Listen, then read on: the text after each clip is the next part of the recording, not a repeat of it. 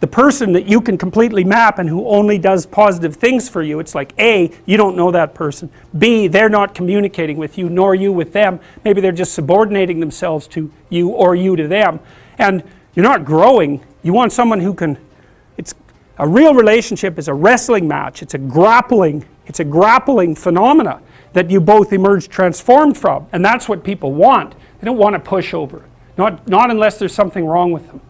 You know, a narcissistic person who never wants to be challenged will want a partner who does nothing but deliver exactly what they're told to deliver, but they will mistreat them beyond belief.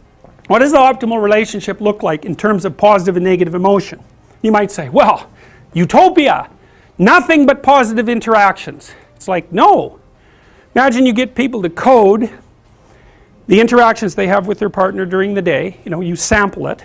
You say, was that interaction positive or negative? And then what you're trying to do is predict the longevity of the relationship. Okay, so here's the data. If it falls under 5 positive interactions to 1 negative interaction, the relationship doesn't continue. Fair enough, too much negative. That's easy to understand. If it exceeds 11 positive to 1 negative, the relationship doesn't last. Why? No challenge. Right? What do you want from your partner? Bliss? No. No, you don't. Well, that's a representation of Diana. You could think of Diana, there's an opposite, Durga, in Hinduism, and she comes forth if you make the proper sacrifices to Kali. But I wanted to show you alternative representations from different cultures of these archetypal forms. This is Diana, positive feminine, multi-breasted, right? She's the thing that nourishes the world, and so that would be, on one hand, your mother, who obviously protects you from the terrible aspects of fire and danger, but also nature conceptualized as the positive feminine in general, the source of all fertility and all food and all beings and all good things, something that you want to have on your side, that's for sure. And you might say, if you acted heroically, properly, and you played the metagame and not the game, and you made the proper sacrifices, then you'd never encounter Kelly, you'd only encounter her benevolent counterpart. And so then you might say, well, does she even exist then? And that's something that's very interesting, is because the degree to which the terrible part of the world manifests itself in your life is proportionate to how insufficient you are. And we don't know the full extent of that. If you got your act together completely, maybe all the suffering would disappear from your life, or at least maybe all the unbearable suffering, and maybe all the suffering or the unbearable suffering from the lives of people around you too. And you already know that because there are people that you'll go to in a crisis that you can rely on, and you know they'll help you, and you wonder what the world would be like if you were like that and everyone else was like that too. We'd have a lot fewer crises, and the ones that we do have would be a lot more manageable. And so when people say, well, why is the world so rife with suffering, one answer to that is because we're not yet what we could be. And at least that's an answer that we have some control over, right? You're not going to talk God out of making the world suffer, that's for sure. And you're not going to negotiate directly with Mother Nature, but you might be able to put yourself together a little bit and see if that works. At least it's under your control. And God only knows what the upper limit of that might be. Well, here's the decomposition of the fundamental archetype. The dragon of chaos differentiates, on the one hand, into the feminine, that's the unknown, and the feminine differentiates further into the negative feminine and the positive feminine. The negative feminine is the reason for witch hunts. It's the reason for, you know, there's a whole group online called Men Going Their Own Way, MGTOW.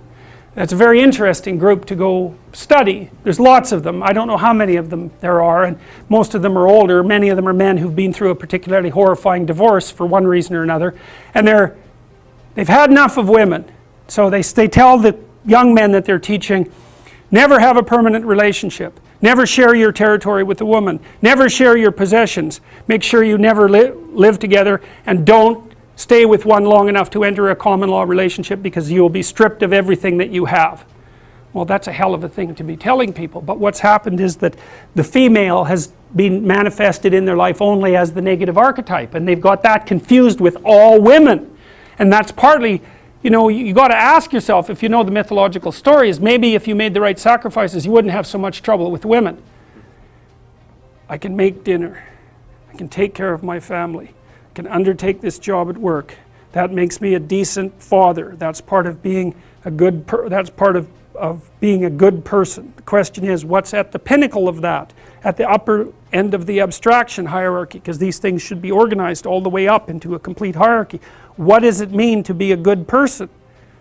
Well, it means, we've walked through it, it means you win the set of games, you go out into the world and explore, and you bring back what you've found, and you build yourself out of it, and you share it with other people.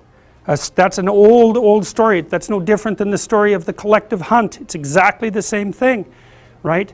You build yourself into someone that can have a long-term relationship with someone of the opposite sex, generally speaking, so that you can bring children into the world and turn them into exploratory heroes and stabilize the state. That's what should be at the top, and that thing that's at the top, it's the same thing. It's the integration of all of those things into the same thing, and that's the same as the sun, that's the same as the halo, it's the same as the thing that emerges from the belly of the whale.